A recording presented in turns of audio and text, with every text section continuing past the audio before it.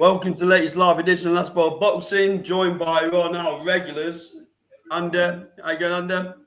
Evening, pal. And Daz. How you going, Daz? Evening, mate. Good evening to both of y'all. So let's go straight into the first topic now. I know Darren's going to enjoy this one. Oh, God. So he'll bring a smile to his face of what's been a tough week. Yeah. I knew that would come in. So we're gonna mix up a bit on the show tonight. We're not doing no running through any cards. We're just gonna run through some of the latest topics because a lot's happened since last Thursday, and this was top of the shop. Put a bit of an advert out for it with Andy's mush on, so I think it's only right that we start here. So Andy, seeing as you're the star of the show with the face of Last Bell Boxing for last week, I don't know where to start on this one, but I'll let you take it away. Well, first of all, could you not have found a more flattering picture than that? No, you're not very photogenic. That's all I'm going to say. But anyway, moving on to the fight. Well, that's just charming, that, isn't it, mate? Well, sometimes you got to tell it how it is, haven't you? You're having this, Daz. Mate, as long as it's not me, I'm not bothered. Well, I didn't hear Darren jump to your defence, Andy, so he must agree. Silence is an agreement in my book. Right, okay, let's get back to the topic in hand. Firstly, before I go in on what I think about the Fury situation, I want to talk a little bit about Frank Warren and how he's gone off on one on an interview. I don't know whether the interview was done today or yesterday, but he's proper lost the plot. Basically, he doesn't like the fact that people are being negative towards this fight and towards Tyson Fury for having it, and he's specifically going in on Johnny Nelson. Tony Bellew, he actually calls him Tony Bellend in the interview, and Cole Froch for daring to have an opinion about Tyson Fury. What's the world coming to, Daz? If as boxing public, but even more importantly, former boxers are not allowed to have an opinion on what they think about a fight. 2 words: true fates. Yeah. He actually calls out Cole Froch. I'm going off topic a little bit here, but he actually calls out Cole Froch and says that he had a conversation with Froch when they tried to make the fight with Joe Calzaghe, and Froch didn't want it. I don't spend time putting these topics together for you to start going off on all different avenues. So let's cut to the chase and let's bring it back to Tyson Fury. Yeah, I mean, fucking amateur. To be fair, mate. To be fair, what Andy just said is quite relevant, and I believe because it just shows that Warren's clutching at straws. Well, Warren's a puppet master, isn't it? He's a puppet master. Let's be honest. Because he's been called out on it. He's trying to deflect, hasn't he? He's trying to deflect it and basically say, "Well, you didn't want to fight Calzaghe," and it's like, well, what's that got to do with Ngannou getting a shot at best heavyweight on planet in a boxing ring? Tony Bellew put it. What novice goes into a 10-rounder against the best heavyweight in the world? That's what he is in effect. I mean, Tony Bellew put it really well into context. He said because someone was calling it a farce or a joke or something, and he says it's not a joke, it's not a farce. He says because this guy's been a monster in his own field, but they are 2 completely different sports. Yeah, of course they are. I mean, listen, are you telling me, right, that Ngannou it's as correct and as hard as Deontay Wilder? Of course he doesn't, because he hasn't got the technique. Not a chance, right? Don't forget, Ngannou's been hitting people with 4-ounce gloves on. Yep. Do you know what I mean? Listen, let me land a shot on any UFC heavyweight on chin with 4-ounce gloves on. I'll put them to sleep. Yeah, exactly. And I'm broken down 45-year-old, right? Yeah. It's essential bare knuckle 4-ounce. You may listen. You can put you get a blister on your hand, on your knuckle. You put a Compeed plaster on. You've basically got a 4-ounce UFC glove on. Do you know what I mean? Listen, let's call it for what it is, right? It's an absolute. There's 2 winners in this. Ngannou's manager and Ngannou. That's it. Boxing losers. It's a money grab, innit? Come on. Yeah, listen, Ngannou, I think Ngannou's biggest purse in UFC, and he was heavyweight champion as well, were like 800 grand, I think. Yeah. I mean, to be fair, for what he bought to UFC, that's shocking. That's a shambles because the guy is, he seems a likable guy, and he seems, a nice guy, and listen, he's a big unit, powerful unit. But come on, I mean, I don't even think he's ever had an amateur boxing fight. That was one of the points that Bowie made. He says basically this is somebody having their first professional boxing fight against the best heavyweight fighter on the planet. Yeah, I mean, let's have it right. It's an absolute mismatch. It's not. Let's have it right. Boxing losers. Boxing's lost again, right? Because Fury absolutely demolishes this guy in 2 or 3 rounds. Lets him survive 2 rounds and demolishes him. It's like, yeah, well, what's that prove? Right? Ngannou goes 10 rounds. It's like, come on, has he gone 10 rounds with you? What's going off? Right? Ngannou lands a shot from the gods and puts Fury out. I mean, look at the shot. You know when Jake Paul took Tommy Fury the distance, people were shocked then, but that'll be nothing compared to what happens here. I was one of them. Tommy Fury should be demolishing Jake Paul. I mean, this is how good Jake Paul is. He's got him with a proper boxer, lost, and now he's fighting Nate Diaz, who he's now calling a proper boxer because Nate Diaz did a few sparring rounds with Andre Ward. Have you seen Nate Diaz on the pads, mate? Oh, mate, I don't even want to go into it. Honestly, if you listen to me, if you can't be made to look good on pads, there's something wrong. He looks absolutely shot, absolutely shocking. How much fist has he had? What exactly? But once again, Jake Paul's going in with an MMA fighter who's not even known for striking in MMA. No, that's right. Exactly. He's known for jiu-jitsu. No, exactly. Listen, I hope Nate Diaz gets in there and suddenly flips his lid and just chokes him, rear naked chokes him and goes, yeah, disqualify now. It's very likely with Nate Diaz as well. And then flips him Stockton finger. Do you know what I mean? I'm disappointed in the WBC stance. I am. You know. He's bringing money again, isn't it? The problem you've got is when the boxing organisation, and let's have it right, the WBC are supposedly the gold standard when it comes to organisations. The green and gold strap, the famous strap. Mate, they've got the prettiest belt. That's it. Okay, but apart from the WBA, apart from the WBA, they've been going the longest. Yeah, WBA's longest, then WBC. Yeah. So a lot of boxing people, let's call them boxing casuals.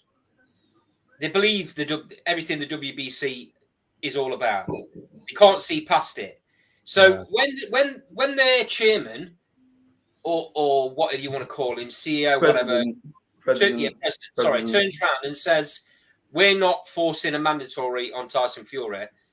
They're basically saying to Tyson Fury, go off and do whatever you want, mate. We're not bothered. Who is Tyson's mandatory? You know? Andy Ruiz. Yeah, I mean, it's a better fight than Ngannou, isn't it? By a long shot. Let's be right. I just can't grasp it, mate. I just can't grasp it. I just think it's an absolute making a joke at sport. I love.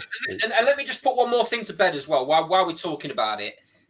I've seen lots on social media, people going on about, well, Muhammad Ali did it against a wrestler.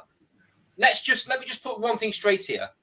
Muhammad Ali went in against that Inoki, I think his name is, that Japanese wrestler. In 1976. By which point his career was over, mate. He'd done everything. All of his best career was past. His career was over. His career was done. He'd won everything. He beat everyone. The Rumble in the Jungle, the Thriller in Manila, they were all done. To be fair, mate, they've sort of got a bit of an argument because Ali then carried on in big fights, didn't he? I mean, Yeah, but it wasn't the same fight, was he? I know that, but that's what they're clinging to. You know, the fact he was still in big fights with Holmes, Berbick. I mean, he shouldn't have been. He shouldn't have been fighting them fights. No, he shouldn't have been. But you see, that's where they're making the point from. Well, Ali did it. That point's bollocks. Of course it is. But because you can't compare that to a Tyson Fury that hasn't been in with the top 2 fighters in his division. Who's in his prime, by the way? Who's in his prime? Yeah. Who's champion? Who's champion and hasn't been in with the 2 best in the division? I saw somebody on Twitter today say Fury has to be perfect for 10 rounds and Gano has to be perfect for a split second. And I was like, oh no, please no. Please no. I'm disappointed. I said this to Carl off air. I'm really, really disappointed in Tyson Fury because he goes on about being a scholar of boxing, about being a student and understanding the history and blah, blah, blah. And then he goes and does this. And if he says it, and if him or anyone else in his camp says it's for anything other than money, then they're making it even worse. No, it's money, mate. It's actually you're not stupid, are we? The boxing public, you're not stupid to bill it. Something about to find out who's the baddest man on the planet. Oh my days! Come on, have a day off. I mean, listen. At the end of the day, right? The baddest man on the planet for me is Deontay Wilder. He's not the best on the planet, but he's the baddest. Do you know what I mean? I mean, come on. Can you imagine Wilder? Can you imagine Wilder across from Ngannou? I know. Do you know what I mean? He's putting him in orbit. I can already see how it's going to play out. Yes, that would happen. That would happen in the first 30 seconds with one punch. Of course it would. I can see how it's going to play out. Fury's going to dance around into for 2 rounds, 3 rounds, and slowly and surely start to put it on him a bit and get him out there. I'd predict a bit later. I'm going 5 or 6. Yeah. It's disgusting. It's just a joke. Comment in the sidebar, guys. Adair Pennant. Good evening, mate. If Undisputed doesn't happen next, people should boycott. I don't think Undisputed is ever going to happen in this era. I think we're going to get another Bo Lewis situation. Yeah. Regarding Usyk and Fury. They just can't. The thing is, they just can't agree. Usyk seems. I mean, listen. We don't. Let's be honest. We don't know what's gone on behind closed doors, right? So that last negotiation could have been Usyk's fault, Usyk's team's fault. It could have been Fury's team's fault. We don't know.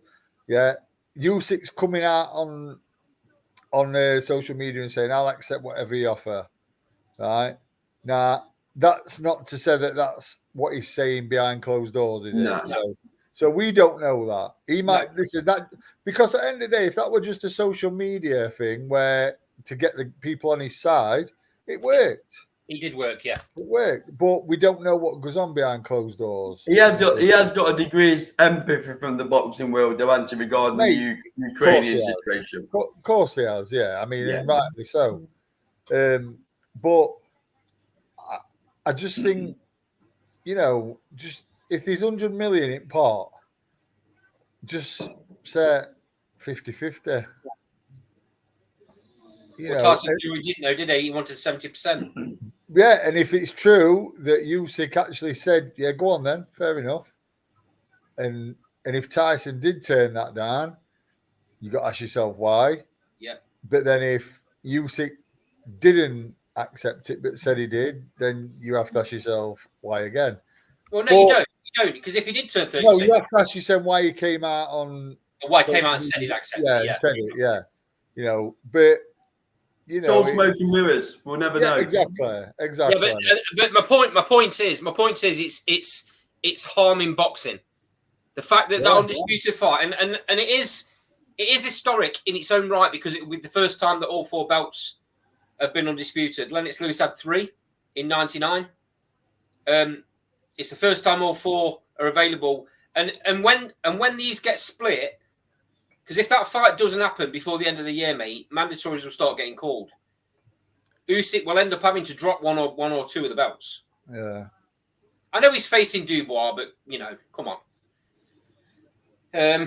But I just don't understand it. It looks bad on Fury that Joshua's made a fight, Usyk's made a fight, and he's fighting a UFC fighter. Yeah. Yeah, we'll come on to AJ. It doesn't look great. It doesn't look great. It's like you've already said, Daz. What does this say about boxing when the heavyweight division is supposedly the flagship, isn't it? The flag-bearing division of boxing. What does it say when the WBC champion doesn't want to fight a boxer? He wants to fight a UFC fighter. Sorry. He's not even a UFC fighter. He's a retired UFC fighter. Yeah, I mean, I don't think it's because he doesn't want to. Listen, I think because for money. Yeah, he can't agree terms. He can't agree terms. Can't agree terms with Usyk and that. So he's thought, well, I'll make a stupid amount of money bashing up a UFC fighter then. I don't think Fury's frightened to fight anybody. No, mate. Fury. Let's be real. Let's not turn it into let's call Tyson Fury a coward. Tyson Fury would fight Godzilla. No, I don't know. I'm just saying. Tyson Fury would fight Godzilla. You don't go through what he went through with Wilder if you're not a proper fighting man. But okay, let's take it back to that then. But, how much money or what percentage did he get for that first Wilder fight? I don't know. The likelihood is about 20-30%. Yeah. But he wasn't in the same position as he is now, is it? No. It doesn't matter, Carl. Is more valuable now. Listen, Tyson Fury going into that fight was expected to be cannon fodder by everyone, right? And what Tyson Fury did then was his stock, mate, went through the roof. Right, okay. I'll give you that, right? But I'm talking about the mentality here, right? So he goes into the fight. Let's go back even further. He goes into the fight in Germany against Klitschko and gets paid absolutely peanuts. Yeah. But he did it because he knew that he was the best. He knew he could beat him. Maybe he's thinking, well, why ain't Usyk taking that percentage then? Because when I was in his shoes, I had to fight the champion for peanuts, so why ain't he? Because Usyk's got through the belts, Cole, that's why. I'm just saying what he might be thinking. Yeah. Well, that's bollocks, though. That's just bollocks. But what do belts mean in this era? They should mean everything, mate. Nothing. It should mean everything. They should, but they don't. They should, but they don't. Fury probably thinks I'm the A side. I'm putting all the bums on seats, so I want more money. It's probably the truth of it. He is. Yeah, he is. He is the A side. That's the point I was trying to make about mentality. So his mentality going into Klitschko, going into Wilder was, I don't really care how much I make because I know I'm the best, and off the back of this, I know I'll make even more. He holds one belt, right? He's held all the others, but not all together. Who's the best? But who's the best heavyweight on the planet? Yeah, that's the point of the fight, Daz. Who is I think Tyson Fury is. Yeah, there you go. But hold on a minute. Hear me out. Right? He's got the opportunity to cement his legacy in boxing history. Because once this undisputed happens, if it happens, it won't happen for a very long time again. Because of politics in boxing now. This is the opportunity, right? He could have cemented his place by taking that undisputed fight, beating Usyk, and becoming the first full-belt undisputed champion in boxing history. That puts him amongst the best ever, right? The fact of the matter is, he scuppered that because he wants too much money. He's a prize fighter. But you're missing my point, Carl. Well, I'm not, because he does all the belts anyway. It shouldn't always be just about money. It should also be about... To be fair, Tyson Fury is lineal heavyweight champion at world. That's what his elder belts. He never lost them in ring. No, I get that. So Tyson could probably say... A lineal champion doesn't mean undisputed champion. No, but technically, he never lost them in ring, did he? How much value did he put on that title? Hold on. Technically, Lennox Lewis is still lineal champion because he never lost it in the ring. He retired as lineal champion. Well, yeah, but I mean, fair enough. Like, What does lineal mean then? What does it actually mean? It means fuck all, mate. That's what it means. Well, you beat the man who beat the man, don't you? That's what it means. Well, yeah, but no one beat Lewis, so Lewis is still the man then, isn't it? Well, I can't see Lewis fighting Fury, can you? No, that's not the point. The point is lineal means absolutely nothing because Lewis still holds it. Well, it does. It does mean something because it's it's banded around, isn't it? You know, the Ring magazine belt. I think they give it to the lineal, don't they, or something? I don't know, mate. My mind's lost. Ring magazine belt's given to the number one in the division. But the mindset you're talking about, Andy, you can flip that onto Usyk as well and say, well, he should accept whatever he needs to accept to get that WBC belt. Yeah, if you listen to Usyk's team, he did. Yeah, but that's what not enough would have been signed. Yeah, but that's just what Usyk's team are saying to the cameras. We don't know. I know it is. I get that. I get that. If it comes out that Usyk's lying, then I'll say the same thing about Usyk. It'll never come out. It'll never come out because they'll just deny it. It'll be no, I didn't say that. No, I didn't say that. Yeah, you did. No, I didn't. Yeah, you did. No, I didn't. It's like schoolyard stuff. 6 of one, half a dozen of the other. We'll never know. Yeah, listen. I hope it happens. Really do. But you know, while ever shit like this is happening, fighting ex-UFC fighters, it's not great. Other divisions in male boxing and in female boxing are putting the heavyweight boxing division to shame because they're all making undisputed fights. Yeah. They're wanting to find out who's the best. Tyson Fury thinks he's the best. Most of the public think he's the best, but he hasn't proved it because he hasn't fought Usyk. Can you imagine Fury beats Usyk, becomes undisputed, beats Anthony Joshua, and then ends up beating, I don't know, choose one at big American prospects that's coming through. Anderson. Yeah, whichever beats him and then goes right, I'm off. It's like, best of your generation, and he's in. You don't even need to fight. That's my point. No. That's my point, Daz. Yeah, and he's in. If he wants to go off and fight UFC fighters and go back into the WWF or whatever it's called, if he wants to go and do that once he's beat everybody and become undisputed, great. Go and make as much money as you want, Tyson. Fill your boots, mate. Do you know what, mate? I actually think that it's all about money now for him. I actually think it's solely all about money now for him. If that is the case, Daz, then that's very sad, unfortunately. He's not shy in saying that, is he? He's not shy in saying it, to be honest. No. So, I just think it's a crying shame, though, Carl. Before we do, I just think it's a crying shame. If that is the case, and like you say, he does say that. He does say it's about what money. But it's a crying shame if he never becomes undisputed and money's the obstacle for that reason. Well, on the question, should he be stripped? No, I don't think he should. Because if he gets stripped, who fights for the title? Ruiz and who's number 3? Wilder. I mean, Wilder's going to be fighting Joshua, though, isn't he? If he's in negotiations for fighting Ruiz at the minute. Right, so if they strip him... agree, though, can they? Again, that's coming down to money. So if they strip him, it's Ruiz v Wilder. We all know who would win that, pretty much. So then it's then when Fury gets, it's Fury Wilder 4, isn't it?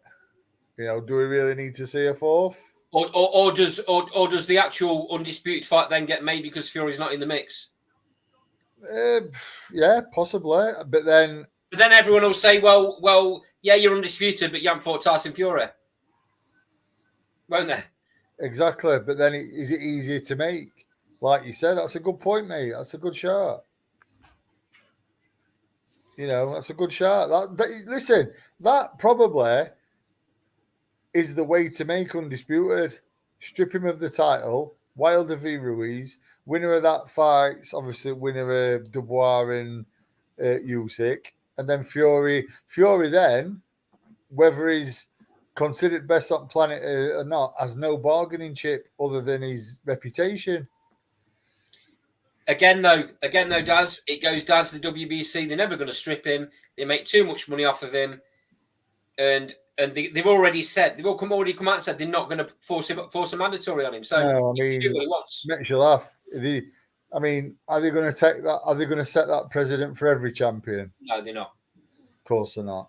You know, I mean, WBC are a joke, mate. They're a bit of a joke, to be honest. Yeah, they're definitely lacking consistency. Yeah, Right, without a doubt. moving on. So, talking staying in the heavyweight division, Usyk versus Dubois. We don't know what the prize point is going to be, but I just thought I'd ask the question: do we think that fight is pay-per-view worthy? A lot of pay-per-views flying around at the minute with Spence and Crawford. Spence and Crawford, just for a minute, is $84.99 in the States. 27. $84.99. Yet we can pick up in the UK for $19.95.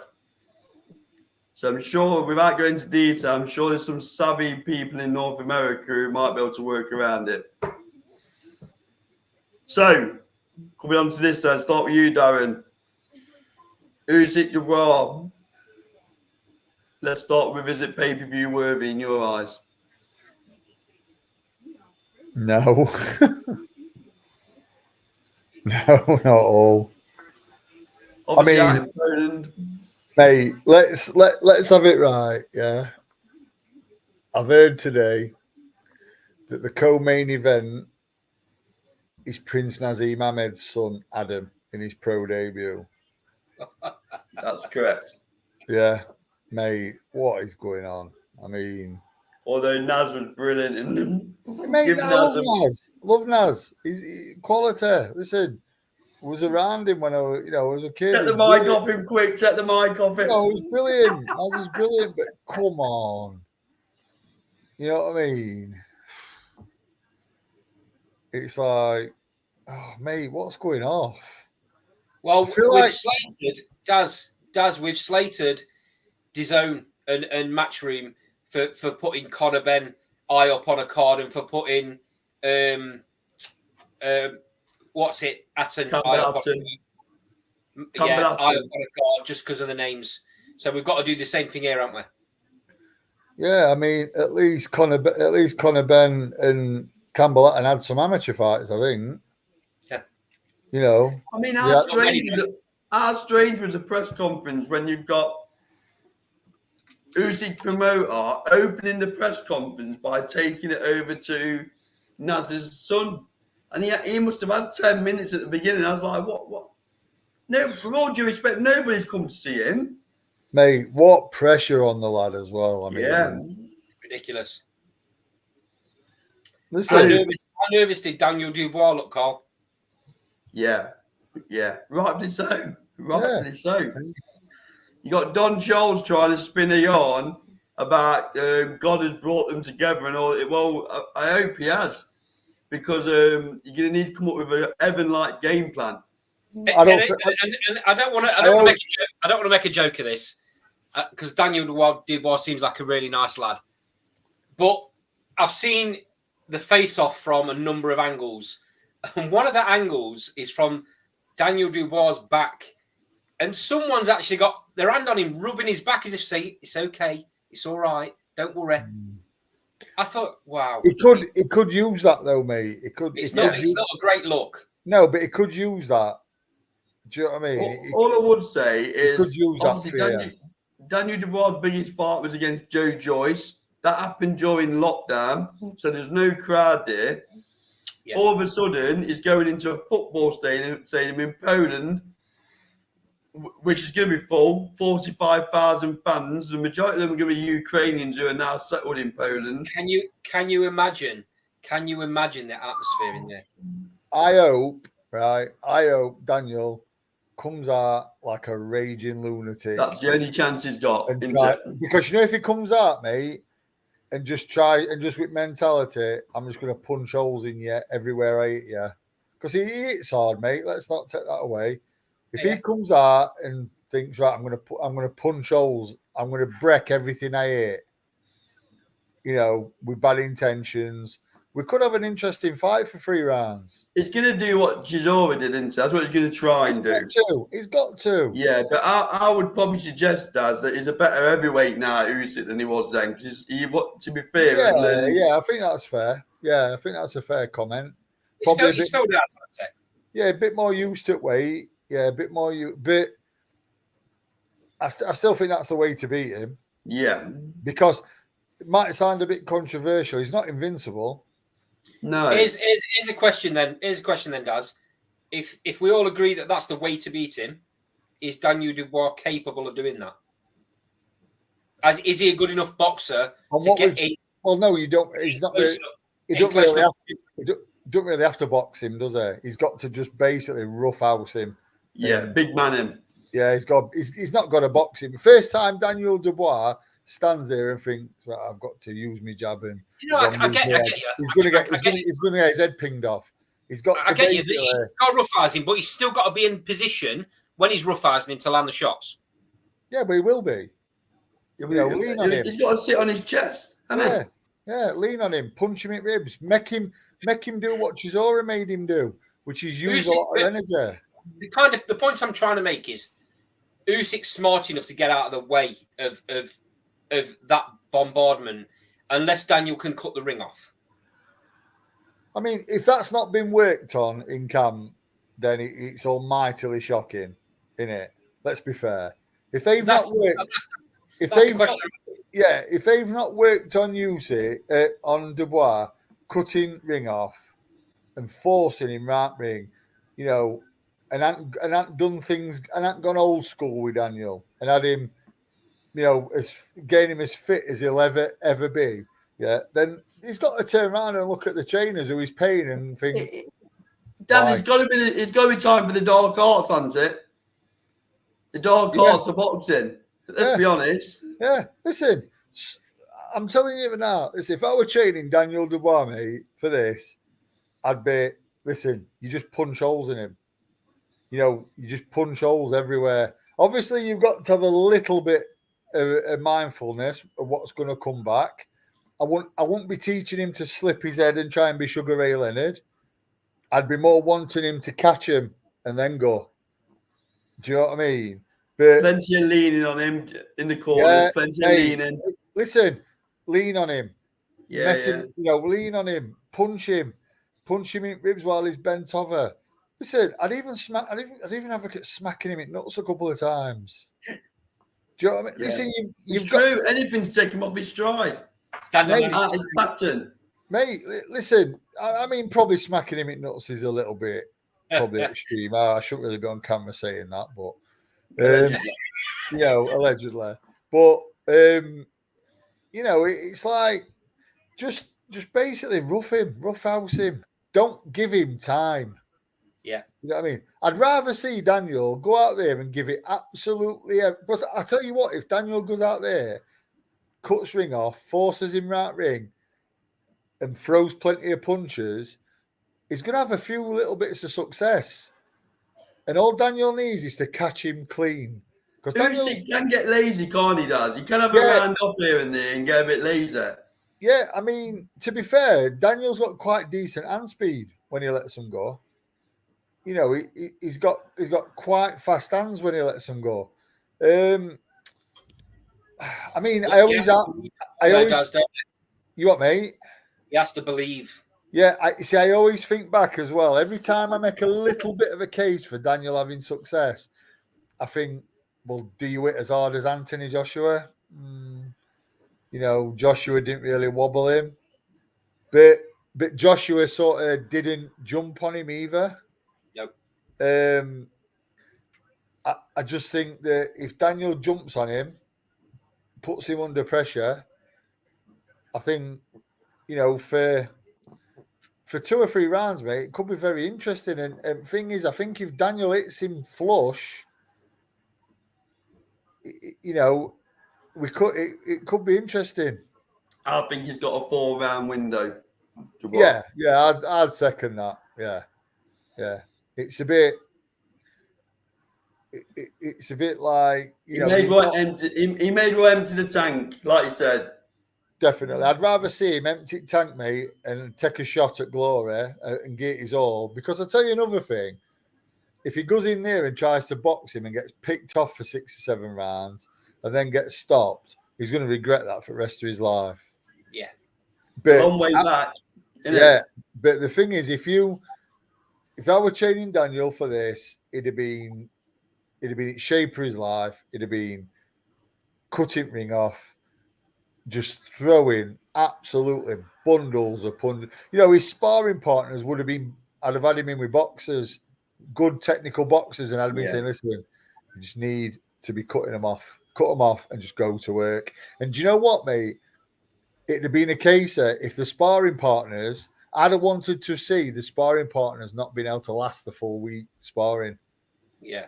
That's what I would have wanted He's from breaking Daniel. him up. Yeah, that's what I would have wanted because that's what he's got to do.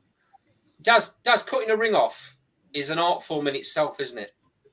It is, but it's not rocket science. No, I'm not saying it is. No, it is an art form. How many boxers? How many fights? How many times do you see boxers following another boxer around the ring? Oh, hundreds. Hundreds. That's the point to making. So the point to make. One at best ones recently for cutting ring off is Golovkin. Yeah. Golovkin and maneuver. I mean, Canelo decent for manoeuvring, yeah. Yep. Gervonta Davis is decent for manoeuvring you for where he wants you to be. Liam Smith's pretty good at it. Yeah, Liam Smith. It just needs. It's very few and far between, though, doesn't it? Yeah, you see, I think Chisora maybe, even though he's shown a sort of blueprint, I think Chisora sort of followed him a little bit too much. Yeah, he did. Rather than stepping across him. But, like Carl says, he's a better heavyweight now. He really is. But he's not unbeatable. No. I think Fury would just lean on him, do everything and just be too big and too good. I can't think. Do you know what though? Just thinking about it, what happens right after all this crap with Fury and Usyk with negotiations and everything? What happens if Dubois ices him in 3 rounds? Tyson Fury won't be able to get that contract signed quick enough. Do you know what I mean? How bad? Surely Tyson, if that happens, must think, "Oh, Mr. Trick there, Anna." Do you know what I mean? It's Producer's got that air of invincibility at the minute, hasn't it? In my view. You see, I don't think he has. I think he's beatable. Listen, I love the guy. I love watching him, and I'm a big admirer of him. But he's beatable, Daz, but no one's beat him.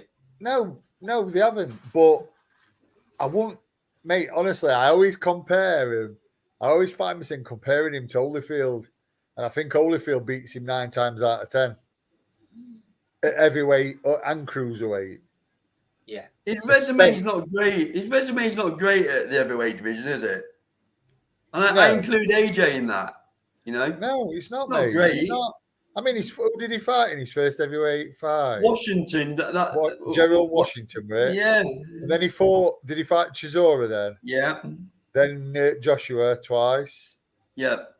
And now Daniel Dubois. I mean, yeah, he's not. He's fighting Dubois because Dubois is mandatory. Yeah. So it's not his fault. But it's not stellar, is it? That's what I'm saying. No, it's not. I mean, to be fair, arguably the best resume around heavyweights at minute is Joshua. Yeah.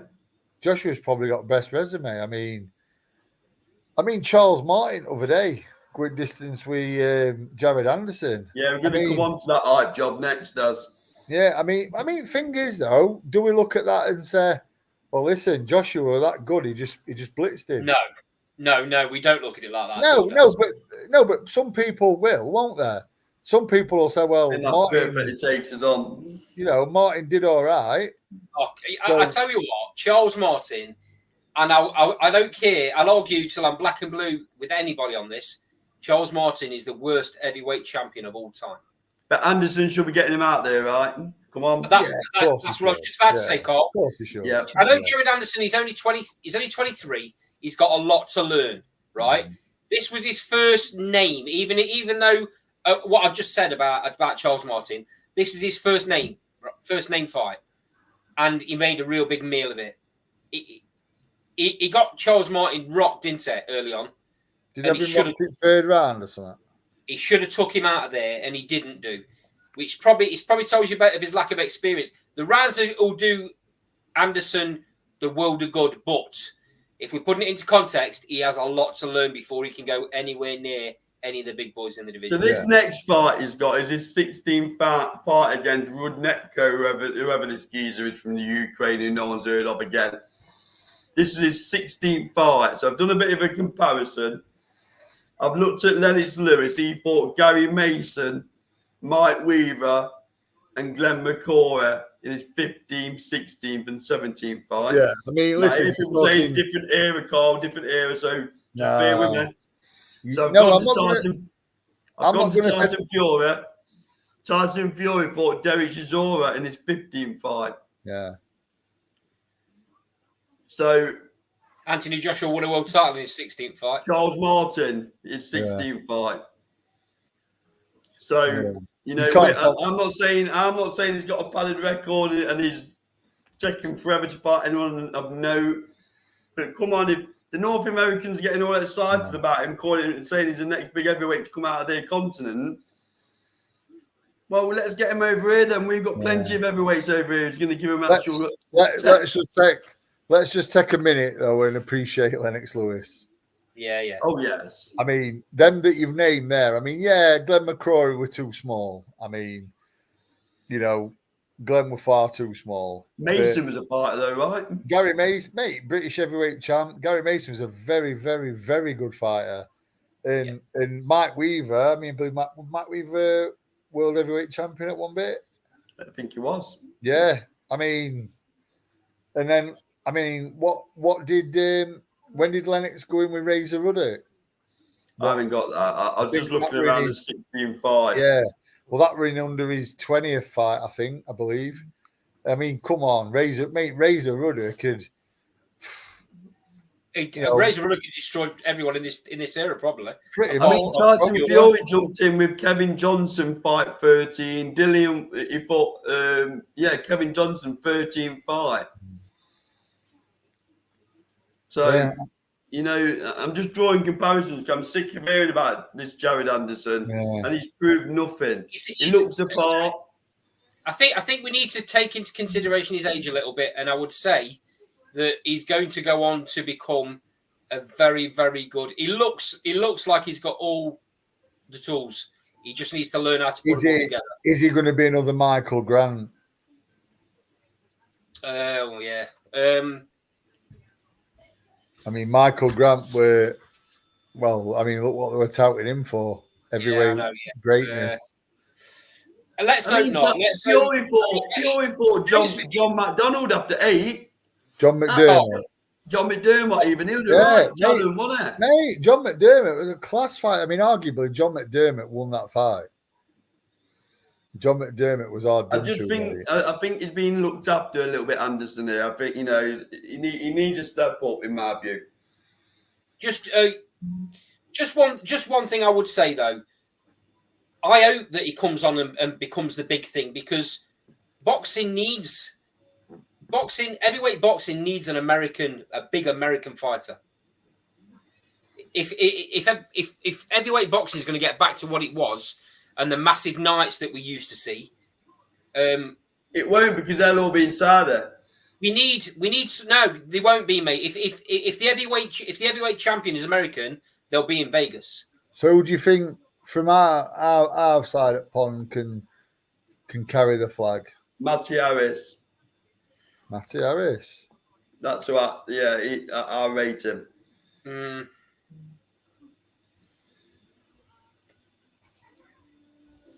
not sure, mate. I mean, they're nowhere near that level, obviously. But obviously we've got Adelaide, Wardley, Fraser Clark, but I just can't see it. Fraser Clark's getting on in age as well. Don't forget. Yeah, I mean, I just can't.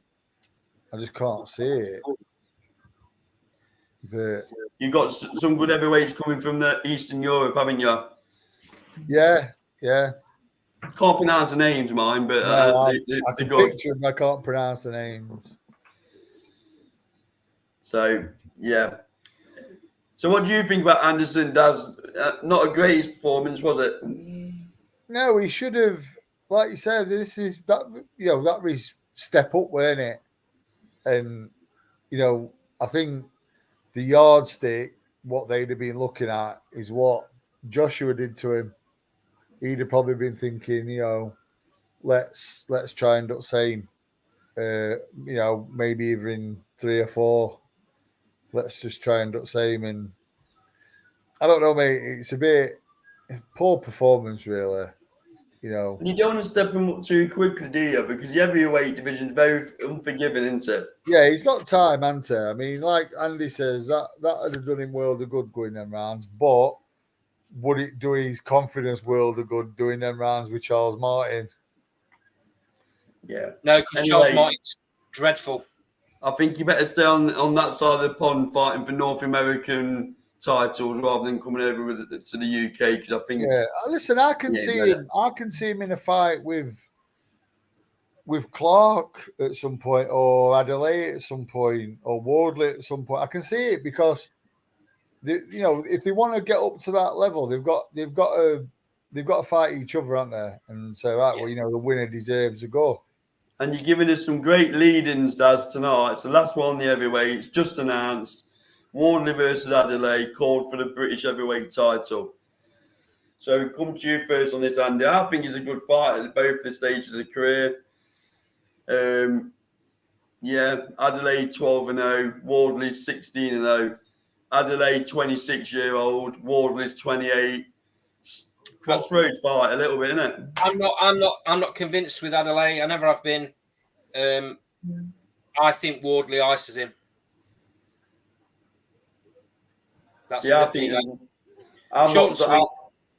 not sold with Wardley. I think once he gets in with let's call him an active opponent, I think he'll get laid out, to be honest. Well, you see, the thing is though, Cole, he's answering the calls when they come in, so he's done everything he's supposed to. Don't get me wrong, but I just think he'll get found out sooner or later. Yeah, he's got that X factor though, Daz. He's got the X factor that gets him out of trouble. Wardley. I won't say he's got X factor. He has, mate. Oh, I don't know about that, mate. He's got some serious power, that lad. Is that a serious backing from Matchroom? I wouldn't say he's got serious listen, power. any heavyweight, mate. Anyone of us at that weight can hit. All it takes is one shot off anyone. I mean, prove that with. I get you, but he's the one landing them. So yeah, he's hitting those shots. I'll be honest. I'm not sold on either on him at the minute. No, I'm not either. But out of the two, Wardley's the one that's impressed me. He's looked the best so far. But I mean, who have they both fought really? Adelaide's fought nobody. I'm disappointed with Gorman against Wardley. Mate, Nathan Gorman was doing well in that fight. But did Nathan Gorman do his best in camp for that? He didn't want it. No, it's talented kid Nathan. I thought Nathan Gorman was going to win that fight. Talented kid Nathan, very talented. Seen Nathan up close a couple of times in sparring, and talented kid. Shame. Just Nathan to me just needs someone to grab hold of him and say, "You need to lose weight." I'm not sure he wants it enough though, Daz, does it? No, exactly. And then it's like that, innit? If people say, listen, you need to lose weight, you need to work hard, you need to put listen, ignore getting in the ring, fighting for a few months. Let's get some proper graft done. That's what he needs. And if he's not prepared to do that, then obviously this is where it'll come back to haunt him. Yeah, it's going to land on the Usyk versus Dubois card by all accounts, so it's not a bad fight to be added to that card. No, you see, I think as well that they're going to announce Fraser Clark v Dave Allen as well next. I've heard I'm that as hearing well. that, yeah. Yeah. If not Fraser Clark, Johnny Fisher. I think that fight, either Dave v Fraser or Johnny Fisher, is set. He's going to be on Joshua undercard. But I've also heard a little tinkle. It could be Dave Allen v Chisora. What? Yeah. What nick is Dave Allen in at the minute, Daz? No idea, mate. No. He looked the last Just- interview I saw him doing. He looked like he was in quite good shape. Yeah, he's. I think he's training at Roger Sampson's gym at the minute under Roger at Manor Boxing Academy. But listen, I like Dave. He's a nice geezer. But come Is on, that on the posh estate that is a manor estate in Sheffield? Daz? yeah. He's had, you know, he's had more trainers than a Grand National horse, hasn't he? I mean, he can't, come on. You're not going to do it when you're not be able to be trained, are you? It's a big ask for Dave Allen to go back in against one of those level fighters, having had the 2 fights that he's had in the last couple of years. Because it's not great. With all due respect to Dave, those 2 fights are at no level. Yeah. No. Yeah. So let's pick a winner on this one. I know we'll revisit it, but I'm going for Adelaide to beat Wardler. And it'll be interesting to see what show this lands on. Interesting to see who wins the purse bids. You really don't like Wardley, do you, mate? I just don't rate him. It's not that I don't like him. I think he's had a lot of. He's been in the home corner for the majority from the zone. I just think first time he gets him with an active opponent, he's going to get beat. From where he's come from, because am I right in thinking he come from white collar? He did. Yeah, unlicensed. And I give him all props for that. All props. Yeah. Yeah, he come from unlicensed. He come from unlicensed boxing. Right. Yeah. Just one more, Carl, before we draw the show to a close. There's a little fight over the pond for undisputed super featherweight. Alicia Baumgardner against Christina Linadar-2. Really want to get Daz's opinion on this one. I'm going with Baumgardner, mate. I like Baumgardner. She's great, isn't she? Yeah, I like Baumgardner, mate. Yeah. Linadar-2's no pushover, though. No, she's not, and she won the first fight between them, but levels. Yeah, Baumgardner's come on leaps, hasn't she? She's like believing in herself. Listen, let's be honest though, she was lucky to get the nod over Maya. It was. I actually thought Maya won that one. Yeah, I thought Michaela won that by a couple of rounds, and that's being generous. But I'm a big fan of Baumgardner. Yeah. To be fair, I'm a big fan of hers. I mean, that knockout against Harper was sickening, wasn't it? Oh, mate. But I'll tell you what a great piece of refereeing. Yeah. As well. That could have ended. Saved Harper's career. Yeah, that could have ended badly. But yeah, I mean, she's a big puncher. Just on the thing of super featherweights, I watched Beatrix Ferreira the other day. And in commentary, Darren Barker was like saying she's ready for the top girls. She's called the Beast and all this out of her. Mate, she got hit with everything but kitchen sink. But she was stronger, she was faster, she was better technically, but she got hit. I mean, can you let Baumgardner hit you like that? No. It's madness. Absolutely madness. Yeah, she's a strong girl. She's powerful. But I think, she's just having a fight. She just looked like she was having a fight. She was Olympic silver medalist and she was just having a fight. It's like, do what you're good at, what's got you the Olympic medal. Yeah. Do you know what I mean? What does Baumgardner do here, Daz? Because there's limited world-class fighters at any of these female divisions at the minute. Does she move up? Yeah, I think she will. Yeah, I think she will. That's where the big fights are going to happen, right? Yeah, of course it is. Yeah, I mean, up at lightweight, I mean, she's already talking about Katie Taylor, isn't she? There's a number of fighters. You know, there's obviously the Mayo rematch. Yeah, That's yeah, a possibility.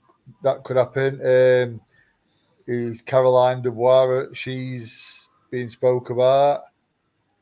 I mean, who else? There's a number of good fights in that division. It's going to be interesting to see what happens with Katie Taylor when then the Chantel Cameron second fight happens. Regardless of the result of that fight, I see Katie Taylor retiring on that fight, and so she should as well. I hope so. I hope so. I hope so for all the best of interest for Katie Taylor in my opinion as well.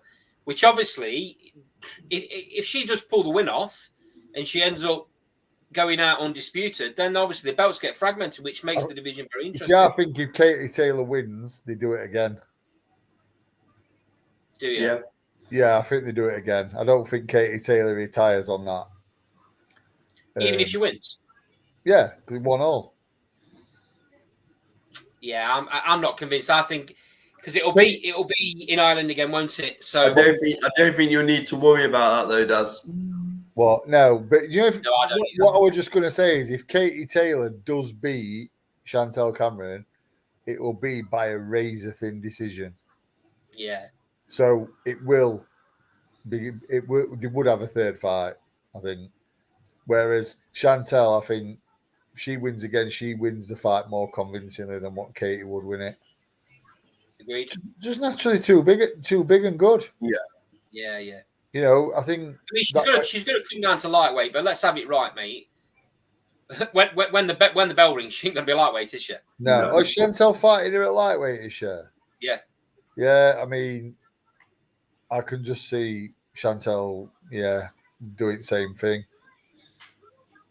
Yeah, you know that a nutrition's going to be bang on. Game plan's going to be bang on from Jamie and Nigel and that. So, well, I don't see that at this stage in Katie Taylor's career. I don't think she can fight any other way than the way she's fighting now. No, she can't, mate. That's so obviously it's not like Jamie Moore's got to think of a completely new game plan because they know what's coming. Same again, same as last time, isn't it? Yeah, same as last time. If it's not broke, why fix it? Yeah, exactly. Right, I've got one more topic and then we'll wrap up just quickly. Okay. So, by all accounts, Bivol versus Yards are in talk to fight each other. Obviously, Bivol's been scratching around for an opponent. By all accounts, Eddie Earn's in talks with BT. Now they've got Eddie and George got that relationship going on about this fight. I personally think it's a good fight. I think Bivol beats him, but I think Yard's stock's risen, hasn't it? Since better be a fight. Probably show me he's got a bit more guts than I thought he had, to be honest. So I'll come to you first, Daz. What are your thoughts on this fight? I don't know if I'd be too wanting to put Yard in with Bivol next, coming off back of that Beterbiev fight. You know, why not? A couple of fights, build him back up. Give him some probably British timing, Daz. Right, probably timing. All British fight would be good for him. Well, I mean, you know, let him fight. You know, if not a British guy, you know, an American, a top American. The thing I'd probably argue though, Daz, is it took Yard long enough to get a fight at world level anyway, didn't it? Let's be honest. So he's probably thinking, you know. Why not Yard Buatsi? You what, mate? Why not Yard Buatsi? Buatsi's fighting Aziz, isn't he? I think the majority of them are tied up, aren't they? Yeah, Buatsi's fighting Dan Aziz next. Right. Aziz was offered the Bivol fight by all accounts, but turned it down. Yeah. I don't understand why he'd turn it down. I mean, it's a shot at a world title.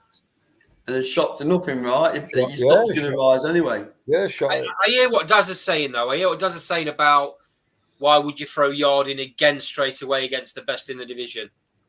I hear you. Because it's too... Because let's have it right. It just stinks the money... The money's all going to be on Bivol for the winning team. Yeah. It just stinks of cashing him in. Yeah. Do you know what I mean? It just smells right. His stock's risen in Beterbiev fight. Let's cash him in. And I think Anthony's a bit better than that. Deserves a bit better than that. I'm just wondering whether on the merry-go-round though, when his stock comes again. That's the problem, isn't it? I mean, let's say he puts in another brave performance and gets broken down against Bivol in 10 rounds. Then what happens then? Who does he fight then? Well, he has to go. He has to go back to the British scene, don't he, and fight the likes of the likes of Buatsi and fighters like that. Yeah, and rebuild. But let's have it right. Beterbiev and Bivol are going to fight eventually, and it's going to be more than one fight, isn't it? They're only going to fight if Callum Smith don't beat Beterbiev. Yeah. But Yard's probably planning ahead and thinking, well, I might need to jump in now. But if I don't jump in now, when am I going to get my next shot? Yeah. You're right. Listen, right there, I'd like to see Bivol v Callum Smith, mate. I'd like to see that. I would as well. I think Beterbiev's. I think he is on slide. Yeah. I do. I think he is slowing down. And he is on slide. I think Callum Smith's going to stop Beterbiev, and I know people will start hammering me, but I just honestly believe I think Callum Smith's going to go out there and stop him late. Yeah, I mean, he's hittable, isn't he? And Callum Smith carries a lot of power. He can bang, can't he? Callum Smith can bang. Yeah, it's a different kind of power to what Yard brings. But Callum Smith's a lot more snappier. I want Smith to stay out of trouble, Stay out of trouble and drag him late. Make him work, but make him miss and drag him late. Interestingly, that might be Beterbiev's plan. Could be. Drag Callum late. I know who I think's got the most stamina out of the two of them, though, Daz. Yeah, I'd say Callum. I'd say Callum's the fresher. Interesting fight, isn't it? Yeah. It's an interesting fight. Bivol versus Callum Smith is a great fight. Yeah, I'd almost like to see that more than Beterbiev v Bivol, if I'm honest. Well, they keep talking about this Anfield fight, don't they? Well, that's an Anfield fight. And if Callum beats Beterbiev, then obviously he deserves it. I just don't want Callum Smith to put in a great performance and get ripped off. Yeah. He's got to put the problem you've got is it happens in boxing all over the world, mate. It happens here where, we're no perfect specimen when it comes to judging. He's either got to win each round very, very clearly, or he's got to stop him. Yeah, it's a sad state of affairs. Close rounds, mate. Close rounds, they're going to give him all to Beterbiev. Yeah, you land more punches, you should win round. It's he don't work like that, does it? That's in an ideal world, isn't it? Yeah, he don't work like that, does it? No, that's in an ideal world. But right, talking of ideal worlds, let's bring the show to an end. So, Daz, thank you very much for your contribution. Cheers, mate. I better thank Andy. Andy, thanks for coming. Thank you for all the comments on the side, much appreciated. This has been Last Bowl Boxing live every Thursday at 7 p.m. Like, comment, subscribe, and we'll see you next Thursday. Thank you very much.